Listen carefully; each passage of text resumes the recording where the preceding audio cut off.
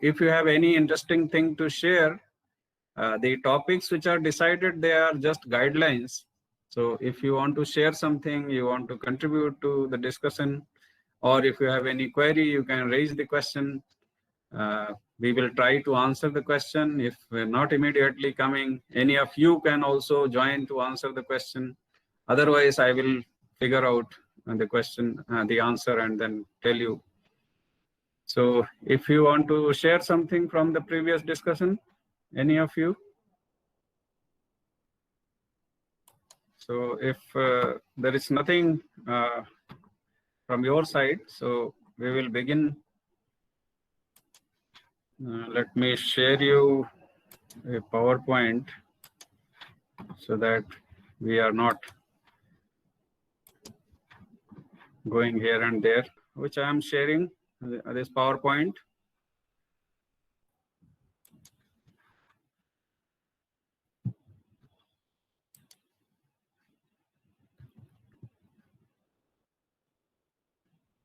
So in the last class, we were discussing that what could be treated as the beginning point of the present Constitution of India. So in one way, one can go into the history part and see different Sanskrit texts, different Pali texts, different Prakrit texts, and all the documents which are available in the South Asian region to trace the history of the provisions which are included in the Indian Constitution. But for the sake of brevity and because of the history, the immediate history, we need not go into that much detail for our class. Those who want to do research or those who want to pursue law, of course, they have to see the history seriously. So I said that if we want to understand the present document of Indian Constitution, we did not go even beyond 1857.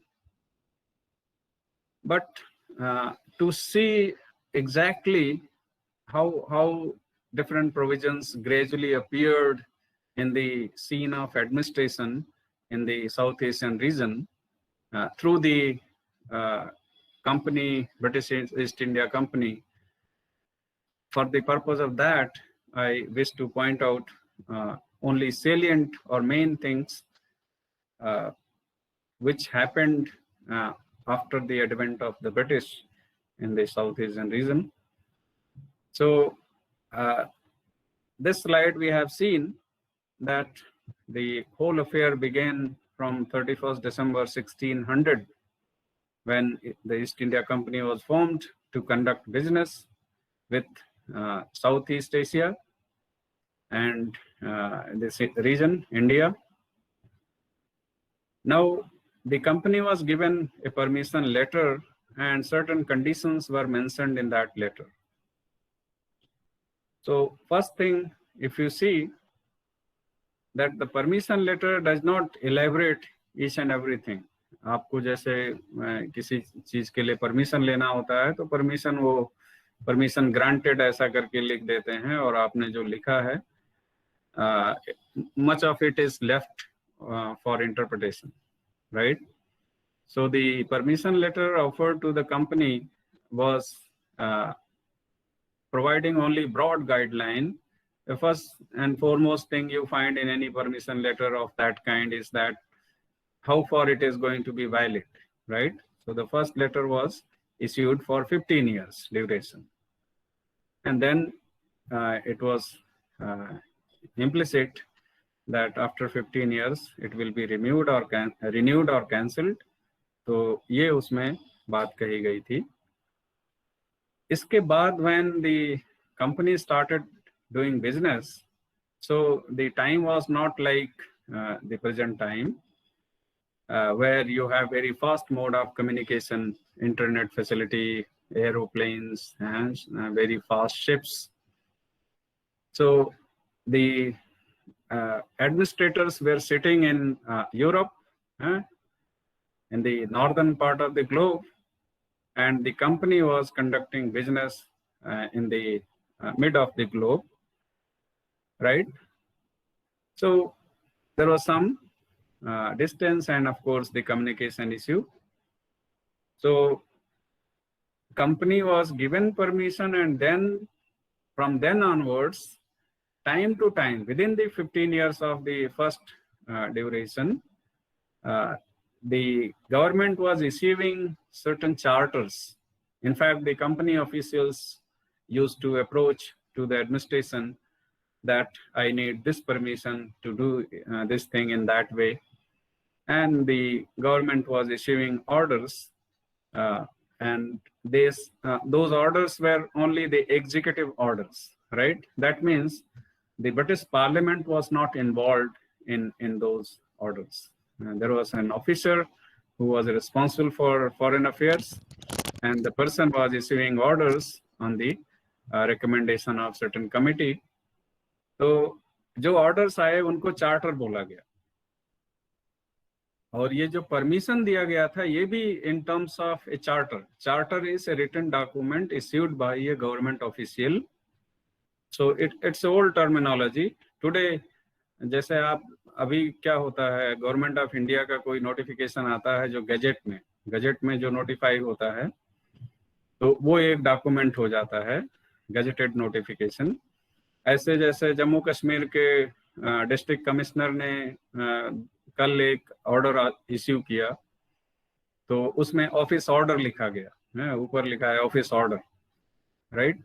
So there are technical terminologies which are changed, in fact. So in that time, the charter was a kind of government order, and the permission letter was issued on that order, through which 25 members committee was constituted in England for the management purpose of the business activities of the company, right? So on the recommendations of that particular committee of 25 members, and the members were in fact coming from different business houses which joined together to form the East India Company, right? So members were in fact managers or directors of those companies, and there were some government officials in that, right? So on the recommendations of that company, the government used to issue orders.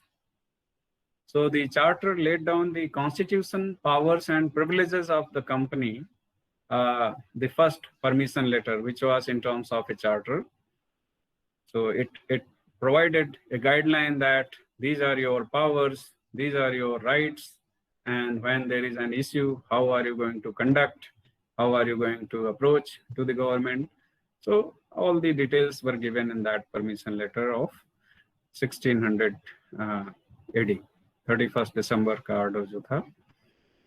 फिर क्या हुआ? Then after this 31st December 1600 के charter के बाद जो दूसरा charter issue हुआ वो 1669. And remember, there could have been many charters in between, so I am choosing among the charters, among the orders, which are of relevance to understand the constitution, our constitution. So look at this charter of 1669. Through this charter, the company was given power to rule over what you call today Mumbai, a part of that, in fact, not the whole of Mumbai, which you call today, a part of that. So it was a power of executive kind.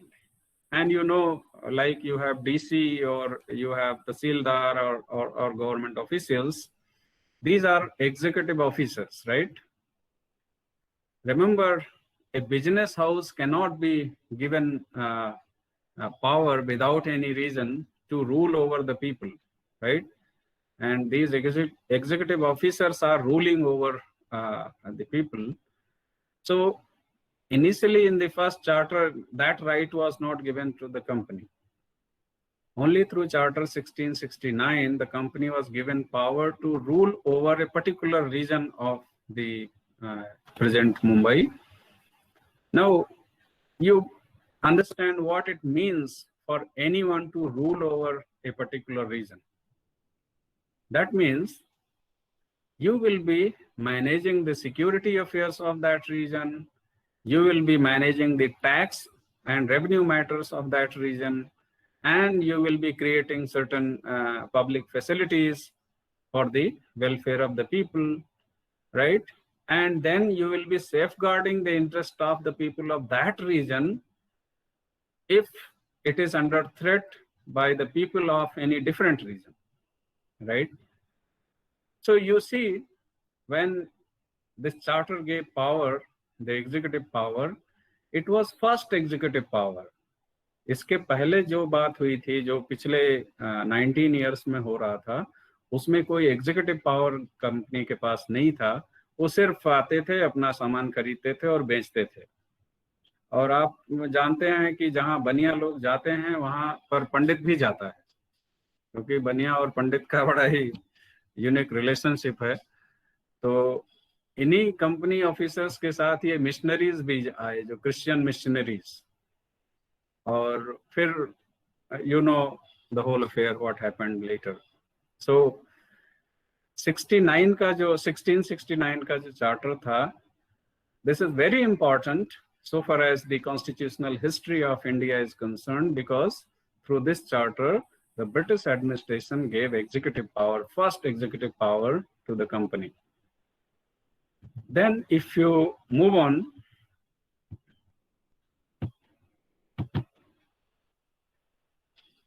the 1676 charter, 1676, almost 7 years after the first executive power.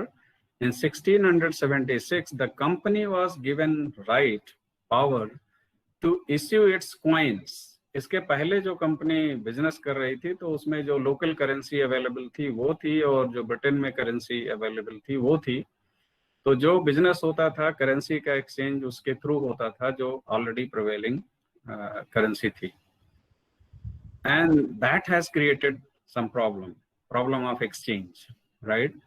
So this 1676 charter is again very important charter, because printing currency or minting coins is a very important governmental activity, right? Government के अलावा किसी भी country में ये power और किसी को नहीं है, और जो ऐसा करता है उसको पकड़ती है पुलिस, राइट? तो फर्जी करेंसी तो गवर्नमेंट ही करेंसी छाप सकती है, ये उसका पावर है. अगर वो ऐसे खोल दे तो सब लोग अपना छापा खाना खोल के बैठ जाएं, पैसा छापने लगे, right? So this is a very important governmental activity given to the company in 1676. तो आप देखिए कि ये पावर बहुत ही इम्पोर्टेंट साइन है कि कैसे ग्रेजुअली एडमिनिस्ट्रेशन में कंपनी के दायरे बढ़ रहे थे. Then look at 1683 charter. 1683 charter gave power to the company to declare war and sign a treaty with the neighboring states, right? जो बॉम्बे का रीजन दिया गया था, उस रीजन को प्रोटेक्ट करने के लिए उनको ये पावर दिया गया कि अगर कोई अगल बगल का राजा बदमाशी करता है या उस इंक्रोचमेंट करता है उस रीजन में, तो आप उसके खिलाफ युद्ध कर सकते हैं. अब इसका असम्पशन देख लीजिए कि कंपनी जब आई तो उसके साथ सिक्योरिटी ऑफिसर्स भी आए, जो मिलिट्री उनका, और they were all company recruits, they were not the military officers of the British government, right? तो जैसे आज फिल्म इंडस्ट्री में देखिए बड़े सारे क्या बोलते हैं उनको, है ना, पंच, जो एक्टर्स के आसपास रहते हैं तो उन लोगों को पुश आउट करते हैं, या तो वो सब प्राइवेट हैं, वो they are not government officer. Bouncer, yes, good, thank you. तो इस तरह से कंपनी जो है अपने साथ ऐसे लोगों को रखती थी, and they were in uniform and they were with all the weapons, right? तो 1683 चार्टर में के थ्रू कंपनी को पड़ोसी राज्यों या पड़ोसी जो किंग थे उनके लिए वॉर करने का भी राइट दे दिया गया, और उनके साथ कोई संधि साइन करना है, ट्रीटी साइन करने का भी राइट दिया गया. अब आज के सिचुएशन में देखिए declaration of war and signing treaty or any agreement with the neighboring state is again very important governmental activity. इसमें बाकी लोगों के पास ये पावर नहीं है कि वो जाके पाकिस्तान से कोई संधि समझौता कर लें या बांग्लादेश से कर लें या साउथ अफ्रीका के किसी पार्ट से कर लें, बाकी लोग नहीं कर सकते, ये गवर्नमेंट ऑफ इंडिया ही कर सकती है, राइट। इसी तरह अगर युद्ध डिक्लेयर करना हो, मान लो अभी चाइना के साथ टेंशन है, तो जम्मू कश्मीर के लोग कहें या लद्दाख के लोग कहें कि हम युद्ध कर लें, चाइना के लिए युद्ध डिक्लेयर करें, ऐसा नहीं कर सकते हैं। Even the state government cannot do this. Only the union government has power to declare war against any state. State, I mean the country. तो 1683 का चार्टर था, इसने कंपनी को ये राइट दिया और ये बहुत ही इंपॉर्टेंट गवर्नमेंट फंक्शन है। Then 1726 charter gave power to make bylaws, rules and ordinances. Look at the previous three charters, 1669, 1676, 1683. All these powers are the powers of executive kind. They are the powers of executive officers, executive powers. Now look at this 1726 charter. This is very important. Why it is very important? Because earlier the company was getting executive orders, government orders, and of course enjoying some executive powers. But then the company was not drafting laws. The company was not writing acts, not writing any rule. Rules were already there with the government officials, British officers, and the company was supposed to simply follow those laws. The company was not supposed to design or make laws, right? Now, through this charter 1726, the company was not given full-fledged legislative power. The company was given the power to make bylaws, rules and ordinances. इसका मतलब क्या होता है? आप bylaws का मतलब क्या है? जैसे पार्लियामेंट में कोई एक्ट पास किया गया तो एक्ट में मोटी मोटी बातें बताई जाती हैं, उसके सेक्शंस बहुत ही ब्रॉड गाइडलाइन देते हैं। देन जो बाकी ऑफिसर्स हैं, जो गवर्नमेंट ऑफिसर्स हैं, वो उन एक्ट को, उस एक्ट को कैसे उसको लागू करना है, इसके लिए वो उसके अंदर फिलिंग करते हैं कि इस रीजन में इसको इस तरह से लागू करना है, तो उसके लिए डिटेल पूरा बनाते हैं कि यहाँ ये कानून लगेगा, ऐसे लगेगा। ये सब जो ड्राफ्टिंग है, ये this is called making bylaws. Law तो लेजिस्लेचर ने पास कर दिया, ये bylaws are designed by the executive officers. ये आईएएस ऑफिसर्स बनते हैं जो, ये सारे लोग वो फंक्शन करते हैं, रूल बनाते हैं। अब जैसे आपके यूनिवर्सिटी के अंदर बड़े सारे रूल बने हुए हैं, तो जो मेन एक्ट है यूनिवर्सिटी स्टैब्लिश करने के लिए, वो एक्ट तो जम्मू कश्मीर का लेजिस्लेचर ने पास किया। अब उस एक्ट का, उसको स्टैट्यूट बोलते हैं, तो उस स्टैट्यूट को इम्प्लीमेंट करने के लिए, लागू करने के लिए the officers of the university, the administrative persons in the university make rules. तो जैसे आपका डीन ऑफ स्टूडेंट ऑफिस है, उसने कुछ रूल बनाए कि हॉस्टल में बच्चों को क्या क्या करना है, क्या क्या नहीं करना है। एकेडमिक रूल्स बने कि कैसे कोर्स डिजाइन करना है, कैसे पढ़ाना है, कैसे इवेल्युएट करना है, कैसे उसके डॉक्यूमेंटेशन करने हैं, ये सब रूल छोटे छोटे बनाए। तो ये सारा डिटेल उसमें नहीं था। जो जम्मू कश्मीर के विधानसभा में जो एक्ट पास हुआ यूनिवर्सिटी स्टैब्लिश करने का, ये सारी चीज वहाँ छोटी छोटी नहीं होती। तो इसको कहते हैं कि ये रूल मेकिंग पावर है। जो यूनिवर्सिटी के ऑफिसर्स है वो रूल बना सकते हैं। ऑर्डिनेंस क्या होता है, हम इस पे और आगे भी देखेंगे, बट छोटी सी इंफॉर्मेशन दे दें। ऑर्डिनेंस बिल्कुल लॉ होता है, जैसे पार्लियामेंट या विधानसभा जो है वो लॉ बनाती है, उस तरह के इफेक्ट वाला होता है, लेकिन इसका जो ड्यूरेशन है कम होता है। और मुझे लगता है आप लोग इससे फैमिलियर हैं कि when there is no parliament session going on, or the assembly is on leave, or it is not in session, that the government has power to pass ordinance, and ordinance has been in all letter and spirit the effect of the laws passed by the legislatures, right? तो ये बहुत ही important power company को दिया गया 1726 के charter में।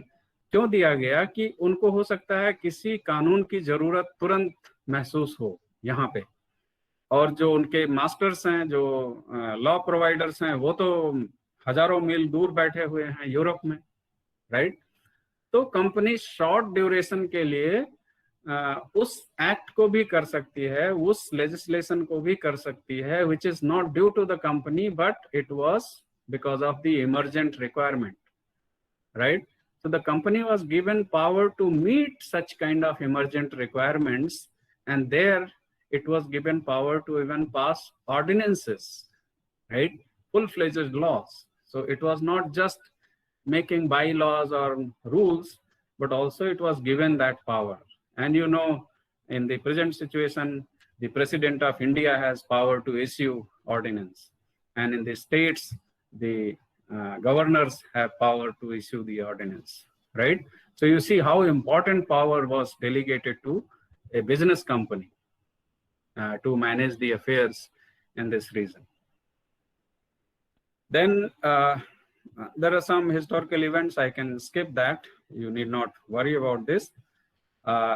Come to this situation. ये जो historical event हमने इसमें ऐसे मेंशन किया है कि जो बैटल ऑफ प्लासी 1757 का था और जो 1964 का बैटल ऑफ बक्सर था, उसकी वजह से यहाँ पर कुछ डिस्टर्बेंसेस हुए। And you know that the company gradually overpowered different regions, और इस तरह से फिर उसका इफेक्ट बढ़ता गया। तो अब देखिए, उसको वार और ट्रीटी करने का पावर दिया गया था, तो ये सब लड़ाइयाँ हो रही हैं। जो लोकल एडमिनिस्ट्रेशन है और उसके जो बिजनेस कंपनी का एडमिनिस्ट्रेशन है, उसमें लड़ाइयाँ, तो ये the battle of Plassey, the battle of Buxar, ये जो लड़ाइयाँ हो रही हैं, ये उस 1683 चार्टर के थ्रू जो पावर दिया गया था, वो कंपनी वार डिक्लेयर कर रही है, और इस तरह से लोकल एडमिनिस्ट्रेशन में पॉलिटिक्स भी शुरू हो गई, उसकी दखल भी शुरू हो गया। तो इस दखल का जो पहला नेगेटिव इफेक्ट आया और एक स्टूपिड डिसीजन जिस तरह से हुआ, वो था इन 1765। So once the Mughal Emperor Shah Alam lost the battle in Buxar, then what happened? The company imposed very strange conditions on the emperor. क्या condition impose किया? Shah Alam gave the Diwani of Bengal, Bihar and Odisha. In fact, if you write Bengal and Bihar of that time, that is good enough because Odisha was part of Bengal then. So Shah Alam, the Mughal emperor, gave the Diwani rights, that means tax collection or making decision on revenue matters, on land matters. So that Diwani of Bengal, Bihar and Odisha was given to the company. The company acquired the right to collect taxes and even define how much tax should be collected in what matters and how they should be collected. And then the company acquired full power over the collection of land revenue and decide the issues related to that. और फिर जो नवाब था, उनको क्या दिया गया? Law and order का power दिया गया और क्रिमिनल जस्टिस का पावर। आप सिविल जस्टिस और क्रिमिनल जस्टिस में आप देखिए डिफरेंशिएशन। ये जो जमीन के झगड़े लड़ाई होते हैं, टैक्स से रिलेटेड या मनी से रिलेटेड कुछ झगड़ा लड़ाई होता है, तो वो सिविल जस्टिस के थ्रू आता है। सिविल एडमिनिस्ट्रेशन जो जस्टिस का होता है उसके अंदर आता है। और क्रिमिनल जस्टिस जो होता है, ये जहाँ मारपीट, झगड़ा लड़ाई, मर्डर, ये सब होता है, दैट इज क्रिमिनल जस्टिस। तो 1765 में जो संधि हुई, उस संधि में क्या किया कि the company was given power to collect money from the people and decide on civil matters, and the Nawab of Bengal, was given power to maintain law and order and criminal justice. Now, see, this is a dual or a diarchical system. The Nawab doesn't have money. Tax तो company collect कर रही है और law order नवाब को maintain करना है. कैसे maintain करेगा? तो वो हरदम उसको कंपनी पर डिपेंडेंसी बढ़ गई. कंपनी से उसको पैसा मांगना पड़ता था कि हमको पुलिस को सैलरी देने के लिए या इनको ये डिसीजन करने के लिए, जज अपॉइंटमेंट करने के लिए. तो in some sense the company has hold on the whole of administration, right? So this dual system was introduced and it created a lot more disturbance in the society. And because of the disastrous effect of the treaty of 1765, the British officers got worried, right? So they constituted a committee, inquiry committee, to see the effect of that treaty and suggest that what can be done so that the disturbance can be resolved. तो ये जो committee बनाया, उस committee के recommendation पे एक act पास किया गया ब्रिटिश पार्लियामेंट में. एंड रिमेंबर, इस 1773 का जो रेगुलेटिंग एक्ट था, इसके पहले जितने भी राइट्स कंपनी को आए थे, they were all through government orders. The British Parliament or the legislature of the Britain has nothing to do with that. Only government officials were playing role. तो जब चिंता हुई जो वहाँ के मेंबर ऑफ पार्लियामेंट्स थे कि ये तो बहुत ही गड़बड़ हो रहा है, तो कमेटी के रिकमेंडेशन पे एक एक्ट पार्लियामेंट में पास किया गया, regulating act of 1773. And this act is the beginning of the control of British Parliament over the activities of the company. इसके पहले जो कंपनी के एक्टिविटीज मॉनिटर्ड हो रहे थे, वो सब उनके ऑफिसर्स कर रहे थे. जो सेक्रेटरी है, सेक्रेटरी तो उनके लिए बहुत बड़ी चीज थी, जो बाकी और सबऑर्डिनेट ऑफिसर्स थे वो सब मैनेज कर रहे थे. तो अब ये देखिए 1773 का जो एक्ट है, इसके थ्रू ब्रिटिश पार्लियामेंट का एक होल्ड हुआ कंपनी की एक्टिविटीज पे. So this is the first direct legislative intervention in the affairs of the company by the British Parliament, right? And in that sense, we can also see that through this particular act, there was a better organization, a better formulation of the laws, etc., for the smooth functioning of the company. So this may be treated as the first written constitution to maintain the company affairs, the company activities, right? इसके पहले जो आया था वो सब office orders थे. तो parliament ने अब उसको पूरा एक प्रॉपर डॉक्यूमेंट दे दिया कि आपको ये चीजें इस तरह से करनी हैं. तो इसमें कुछ मोटी मोटी बातें थी. क्या थी वो? जैसे पहला ये मैंने लिखा कि through this act a supreme court was established in Calcutta. इस एक्ट के थ्रू एक सुप्रीम कोर्ट बना दिया गया. इसके पहले क्या होता था कि जो जजेस थे, वो ब्रिटिश गवर्नमेंट जो है जजेस को ऑन लीव भेजती थी, तो वो कुछ इन मैटर्स को डिसाइड करते थे, और वो डेपुटेशन पे होते थे एक तरह से. तो अब इस एक्ट के थ्रू एक प्रॉपर जो ब्रिटिश लीगल सिस्टम था, उसके तहत एक सुप्रीम कोर्ट कलकत्ता में बनाया गया. तो ये एक्ट का ये एक पहला सिग्निफिकेंट इफेक्ट था. दूसरा देखिए क्या सिग्निफिकेंट था कि by this time there were 3 major presidencies, Bombay, Madras and Bengal. But the Bengal presidency was much more powerful because there was much more tax collection and there was much more economic activities surrounding in that area. So as a result, the governor of the Bengal presidency was considered to be a rather prominent position than the governors of Bombay and Madras presidency. And remember, these governors were not government officers. They were British, the company recruits officers, right? And of course, the company affairs was managed by the committee sitting in UK, and the officers were having hold. But इन जो governor बनते थे, इन लोगों का salary वगैरह सब company के उससे आता था. तो इस एक्ट के थ्रू क्या किया गया, the governor general of Bengal was given control over the other presidencies, Bombay और मद्रास प्रेसिडेंसी. तो इस एक्ट के थ्रू क्या किया गया, the governor general of Bengal became boss of the governors of Bombay and Madras. ये एक इम्पॉर्टेंट डिसीजन हुआ.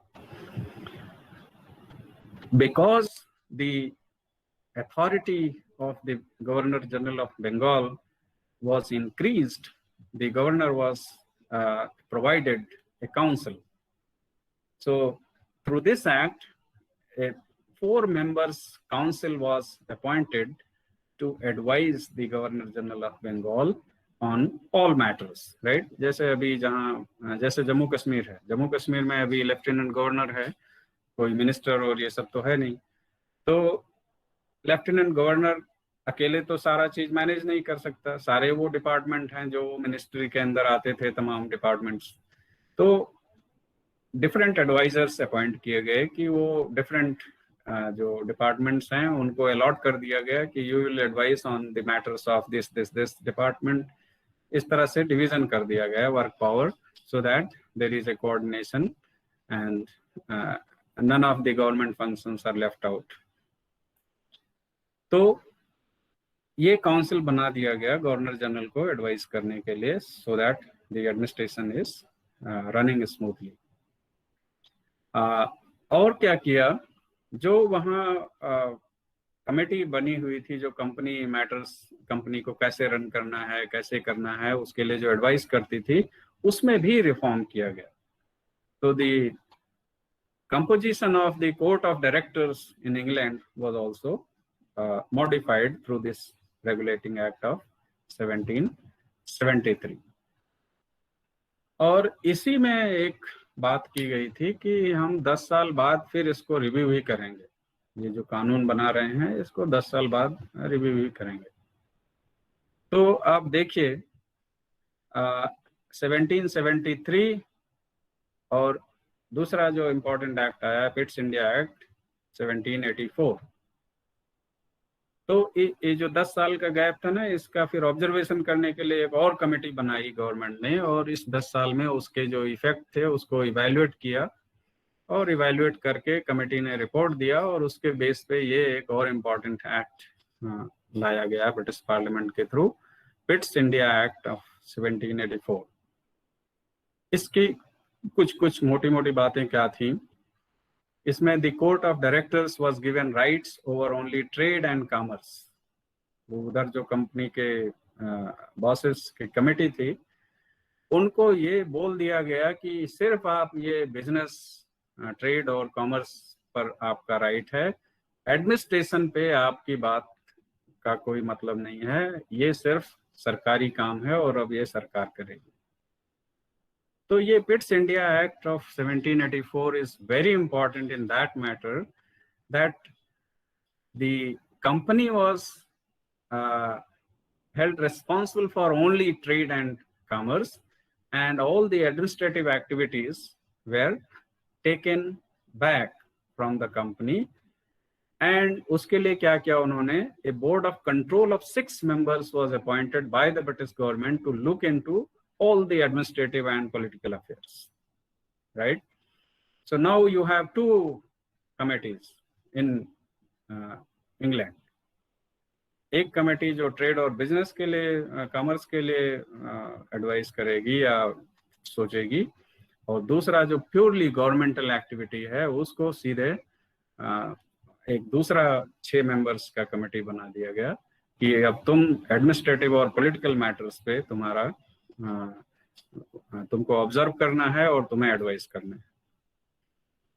और जैसे 1773 का रेगुलेटिंग एक्ट में लिखा गया था कि 10 साल बाद फिर इवैल्यूएशन करेंगे, तो 10 साल बाद फिर देखिए तो चार्टर एक्ट जो गवर्नमेंट इनकम ये जो बॉडीज बने थे एडवाइजरी बॉडीज, उनके एडवाइजेस पे ये दो इम्पोर्टेंट चार्टर को पॉइंट आउट करना क्यों जरूरी है आप देखेंगे।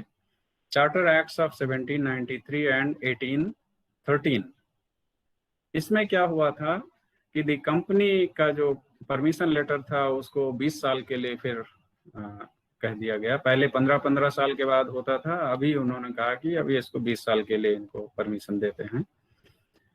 और 1813 का जो चार्टर था, इसमें ये एक बहुत ही इम्पोर्टेंट पॉइंट था कि इस रीजन में पहले जब ब्रिटिश ईस्ट इंडिया कंपनी को परमिशन दिया गया था तो सिर्फ एक ही कंपनी को परमिशन दिया गया था कि सिर्फ यही उस रीजन में बिजनेस करेगी, यूरोप से, ब्रिटेन से। तो the company was making lot more money in fact because of the trade from this reason.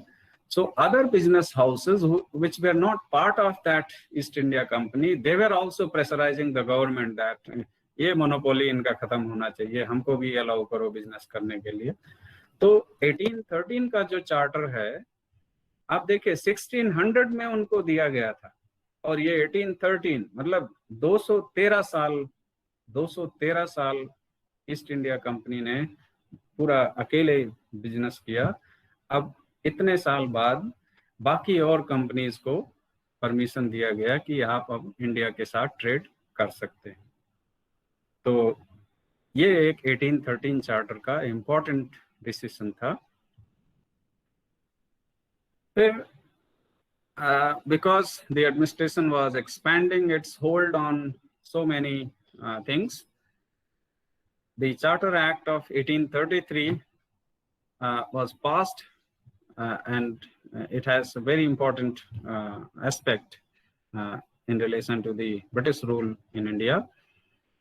इसका क्या इफेक्ट हुआ?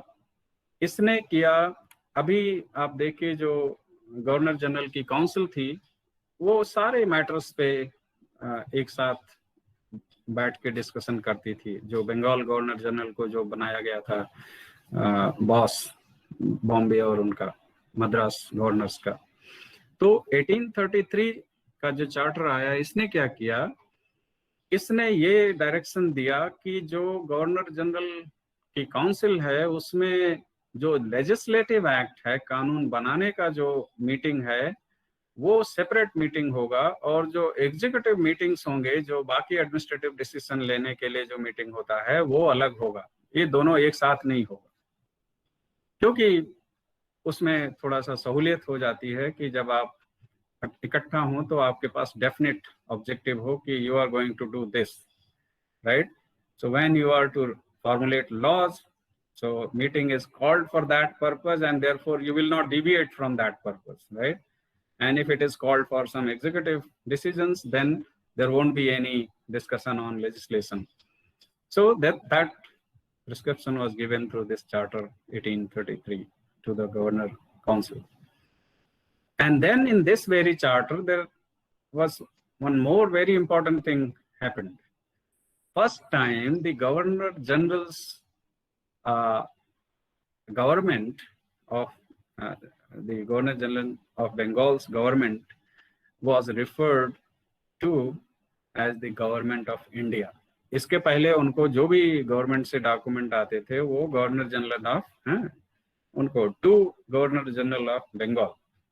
ये जो चार्टर एक्ट 1833 आया था, ये जो आया था उसमें ये लिखा गया था कि गवर्नर जनरल ऑफ इंडिया और गवर्नमेंट ऑफ इंडिया उनको बोला गया, जो गवर्नर जनरल ऑफ बंगाल थे. और उनकी जो काउंसिल थी उसको क्या बोला गया, इसके पहले वो गवर्नर जनरल्स काउंसिल बोलते थे, तो उसको बोला गया ये इंडियन काउंसिल है. That means now this council has a legal status with reference to the whole of Indian subcontinent, right. So इस तरह से देखिए तो 1833 का एक्ट जो है बहुत ही इम्पोर्टेंट एक्ट है। गवर्नमेंट ऑफ इंडिया पहली बार ऐसा एक्सप्रेशन यूज किया गया था। उसके पहले भारत के इतिहास में ऐसा एक्सप्रेशन कभी किसी ने सुना और देखा नहीं था। छोटे छोटे राजा या कभी बड़े राजा हुए तो उनका कोई एक नाम हुआ करता था, लेकिन there was no such conception as Bharat सरकार जिसको कहें। तो ये जो 1833 का जो चार्टर आया था इसमें ये बात बोली गई, भारत सरकार का कॉन्सेप्ट यहाँ आया और इंडियन काउंसिल की बात आई। तो अब देखिए कैसे यूनिफिकेशन हो रहा है, administrative and political unification is gradually taking place through different charters, through different legislations in the British Parliament with respect to this region of the world. Then Charter Act of 1853, again ये एक significant charter है क्योंकि 1853 के बाद ये charter वाली culture अब खत्म होने जा रही है। तो इसलिए इसको कहा जाता है कि this is the last charter act to the East India Company. And in this act, tremendous change in the legislative procedure and demarcation of legislature and executive was prescribed. So if you look at the document today, Indian Constitution, there you have clear demarcation of powers, right? These are legislature's power, these are executive power, these are judicial powers, and they all are given to different organs of the government. So you see the initiation of the separation of power कैसे कैसे आ रहा है हमारे administration में। तो 1853 का charter जो था वो लास्ट था। अब क्या हुआ, the government of India act 58, ये जो पीरियड था 1853 के चार्टर के बाद और जो 1857 में जो यहाँ पे जिसको हम फर्स्ट फ्रीडम स्ट्रगल कहते हैं वो इवेंट हुआ, इससे जो ब्रिटिश गवर्नमेंट थी, जो क्राउन था, उसका चिंता बढ़ गया कि ये तो इतना बड़ा एडमिनिस्ट्रेशन हो गया है, उतना तो इंग्लैंड ही नहीं है जितने में यहाँ पर वो कंट्रोल हो रहा है। तो सरकार को चिंता हो गई कि अरे अगर ऐसा हुआ तो कंपनी तो इंग्लैंड को भी हाईजैक कर जाएगी अगर हम इसको कंट्रोल नहीं किए, क्योंकि जैसे जैसे रीजन बढ़ा तो कंपनी के पावर्स भी बढ़ते गए और उनके जितने बिजनेसमैन थे वो इतना ज्यादा पावरफुल हो गए थे, इतना पैसे वाले हो गए थे कि वो जब लौट के जाते थे वहाँ इंग्लैंड में तो उनके बड़े बड़े महल बनते थे। वो तो एकदम लगता था कि ये क्वीन को भी चैलेंज कर रहे हैं, इस तरह की कोठियां बनाते थे। और वहाँ के जो पार्लियामेंटेरियंस थे वो तो सब बड़े गरीब बेचारे, तो उनको जेलसी होने लगी कि ये तो बहुत पैसा कमा रहे हैं। और धीरे धीरे इतना नहीं, जो इधर से पैसा कमा लेके जाते थे तो शुरू में उन्होंने एमपीज को खरीदना शुरू कर दिया कि हमारे मैटर्स को पार्लियामेंट में उठाओ, जैसे आज भी ऐसा कभी कभी सुनने को आता है।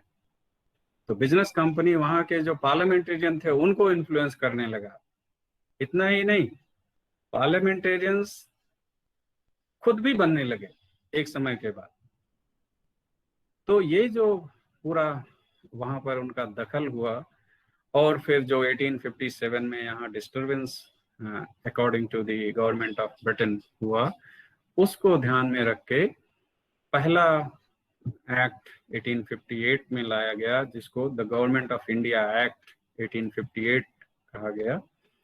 और इसके थ्रू क्या हुआ, कंपनी को बिल्कुल एक बिजनेस कंपनी की तरह बना दिया गया। उसका सारा जो भी एडमिनिस्ट्रेटिव कंट्रोल था, जो पॉलिटिकल कंट्रोल था, वो पूरी तरह से अब ब्रिटिश क्राउन के अंडर में आ गया। तो मैंने जैसे कहा कि if we want to understand the present constitution we need not go before this 1858 because this act is a kind of consolidation of all the previous things which took place through different charters, through different